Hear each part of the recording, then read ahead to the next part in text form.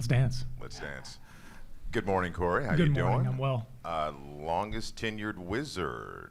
Close to it, yeah. Yeah, 𝗙𝗢𝗟𝗔𝗟. Your thoughts on how things are shaping up for you this season and what you're looking to accomplish with this new batch of a lot of young players? Yeah, I mean, it went by in a blink of an eye. I can't believe I can say that I'm one of the longest, if not the longest, tenured wizard.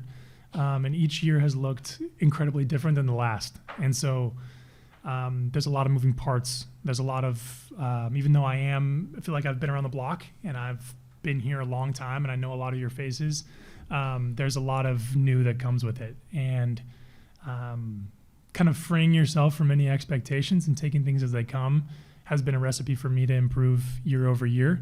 A lot of times when I have strong expectations, both of myself and of the team or whatever, I tend to like grip the wheel really hard and try to force it to make it happen. And that is a recipe for disaster. So this year I'm kind of going to be more go with the flow. And usually that ends up, making things turn out the way you want it to. It's kind of a weird way that life works. So I'm committed to being a little bit more relaxed and a little bit more, expectation free in a lot of different ways coming into this year. Off the court for you, we know you're a proficient golfer. That's right. Is there anything that you would like to say to anybody else in the basketball universe who might have any questions about who the most proficient golfer in the league is? Yeah, I mean, it's no secret that video that the NBA posted earlier kind of rubbed me the wrong way. I felt left out. I felt excluded. I had FOMO. So this is kind of an opportunity to stack myself up against anybody else in the league. Ready to take on that opportunity in whatever way it shows up, whether it's in the off season or in season, like I'm ready for it. Corey, how did your recovery go on your thumb, and how did it impact what you were able to do on the court? Yeah, thank God for modern surgery. By the time I left here, which was about a week after the season ended, it felt like I had a brand new thumb. And after that, it was a little bit of physical therapy, and I barely noticed it, barely recognized that I had surgery, and was able to make a full off-season push coming into this year. Really grateful for the surgeon that took care of me, and the process of all of that from the team, helping me out with recovery to physical therapy at home and things like that. Absolute non-factor coming into the season, and I'm really grateful for that. 𝗙𝗢𝗟𝗟𝗢𝗪, 𝗦𝗢𝗢𝗔𝗟. Corey, you said that you want to come in a little more expectation-free, but knowing you in the last couple of years, you've always had at least one specific thing that you wanted to come into the season with. And I know as being a competitor, it's tough to be expectation-free. Right. But if there is something specific, what would that be for you coming into this year that you want to see from yourself? Yeah, I mean, yeah, I guess I need to clear that up. Expectation free is probably the wrong term, but maybe holding my expectations a little lighter There we go. Is a better way to put it. I need to be more aggressive this year for our team to have success and for me to have success. I play the right way. I play a good brand of basketball. I think I have a really high IQ on the court, and asserting myself on the game more, whether it's scoring or defense, rebounding, physicality, are all ways that I can help this team out.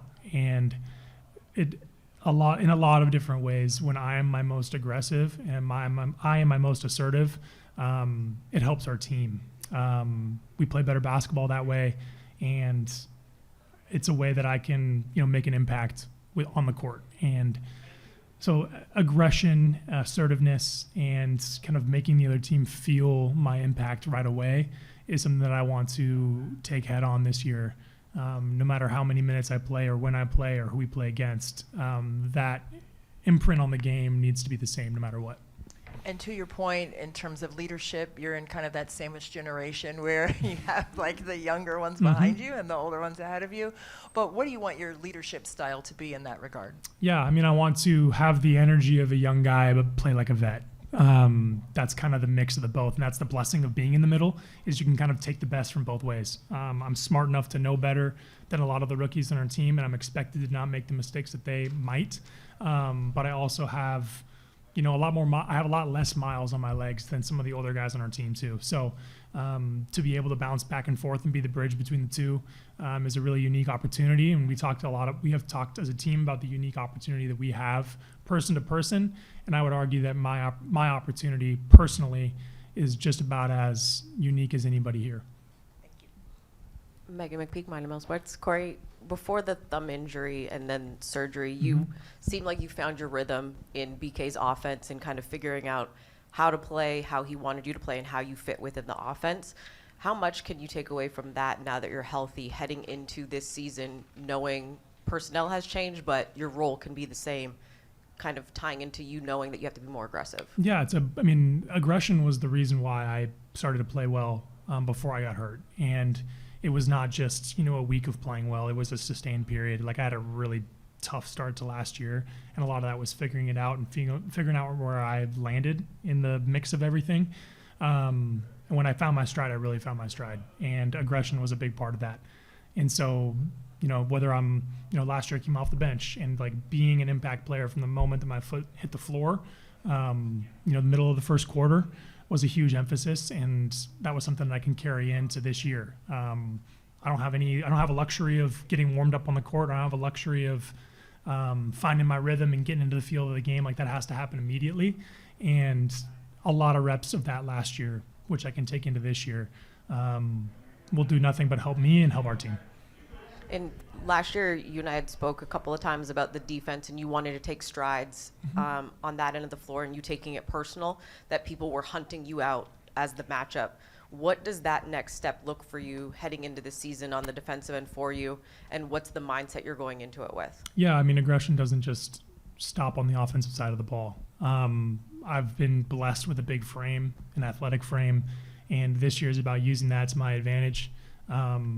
Taking the fight to the offensive player rather than sitting back and reacting. You see a lot of the best defenders in the league dictating what's going on rather than reacting to the things that other people do.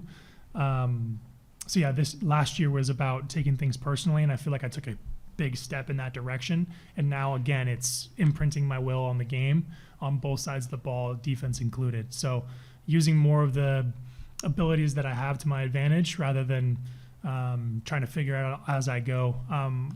Going into year 5, I feel like I have a really good idea of the player that I am and the player that I can be.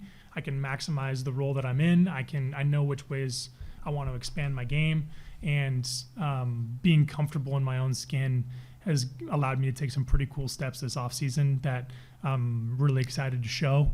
And the defensive side of the ball is obviously a huge part of that, and I think I can expect to be a much different and a much better version of myself, especially on that end. Corey, how you doing? What's up? Bijan Todd, Monumental Sports Network. As the longest tenured Wizard, how do you feel your first impressions of the newcomers, specifically Trey Johnson and Cam Whitmore? Yeah, they work. That's the first impression. Really impressed by the way that they carry themselves and by the way they handle their business. We do not lack for hours spent in the gym, and that's a really good place to start. It's hard to coach work ethic. It's hard to coach, desire and want. You can shape up the rough edges when it comes to schemes and plays and cohesiveness and chemistry, but you can't teach somebody to get into the gym and want it. And these guys have that, and that's a really exciting place to start. Obviously, the season will shake out the way it does. But if you're starting from that point of guys being in the gym and wanting to get better, actually getting better becomes a lot easier.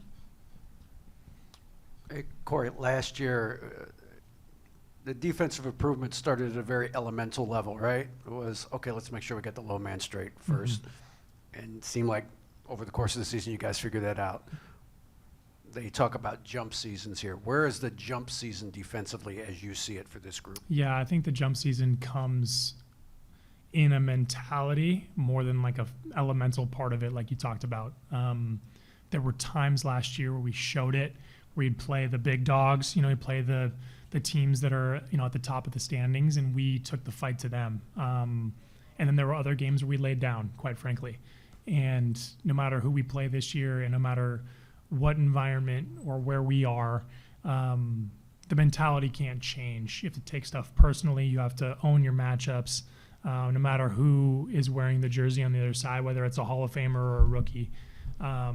That stuff is really easy to get into your head when you're a young team, and you can play to the level of the team that you're playing against. But we want to change our identity as a team and as an organization, and we want to be a place that people aren't so excited to go play. We want teams to leave sore and tired and frustrated, and that can't change depending on who you're playing. Corey, Will talked about how last year minutes were given rather than earned. Mm-hmm. What did that look like to you, and how will it look different this year, in a year where everyone's talked about more competition? Yeah, I mean, we as a player in this league, you want to invite competition, and you want to invite a meritocracy, and you want to invite the opportunity to go earn it for yourself. And when you play on a team where that sometimes isn't the case, that can be frustrating at points, certainly. Zooming out and knowing where we are or as an organization is a good reminder that step is necessary, and it's part of the process of becoming the organization and the place that you want to play in and you want to be a part of as we rise the ranks and become a better team throughout the years. I'm so happy that everybody in this organization and in our locker room feels like they have an even chance to go get it, and that allows the cream to rise to the top. And it allows the best players to earn the most minutes. And that's all you want as a player. Whether that shakes out in your favor or not, at least you were given the chance. And having an opportunity to go earn it and to go make your claim on the season is what we live for. And so having an even playing field to start this season feels really refreshing. And it's a way that you can bake competition in before the games even start. What do you think will look different about your game this season? I think just the way I carry myself on the court. It's a mark of moving along in your career. There's milestones, and signing a second contract is a big milestone for players in the league. And you can actually wear that with confidence and wear that with pride. People know that about you, and they're going to come at you a different way. But you also know that your feet are settled. And you've made your mark and you're here. And so I can kind of have that in my back pocket and move with a lot more confidence now this year than I ever have before. And so the confidence and the swag and the aggression and assertiveness is going to be the biggest change, more than any specific skill set. But with the thing about confidence is that it often makes you a better player. And so things will look better. I will look better. Just because of the way that I approach the game and the way that I approach my job and, the way I feel about where I am. Hi, Corey. So many games in the NBA are won and lost on the three-point line. Totally. And you guys are obviously a very young team that might just get better at that over time. But what kind of steps do you think you can take to maximize what you do have in terms of personnel to improve as a three-point shooting team? Totally. It starts with the type of threes that you're shooting. Not all threes are created equal, and it's important. And shooting them just to shoot them is not a good strategy. You have to make sure the right people are getting the right shots, and make sure that the open ones are the ones that you take, and you work for better ones. Again, the type of shots that different people get to shoot is not equal across the board. We have to funnel shots to the people that are going to make them and make them at a high level, and that's what wins games. And so everybody needs to step up and shoot them with confidence. Some people more than others, and that's just the way it's going to shake out. But like you said, games are won and lost there. And in order to win a lot of games in the NBA, you have to shoot them well. And so that comes with finding the right ones and taking them when you have them. How can Trey Johnson help that cause? He can shoot it, man. He tears the nets off these rims, and to have a guy that you can be in a bind, have anybody in the league where if you're in a bind offensively, you can throw it to him and let him work is a luxury. And he's wired to score, and he's wired to put the ball in the bucket. And having guys like that on your team as a safety blanket really is a luxury for everybody 1 through 12.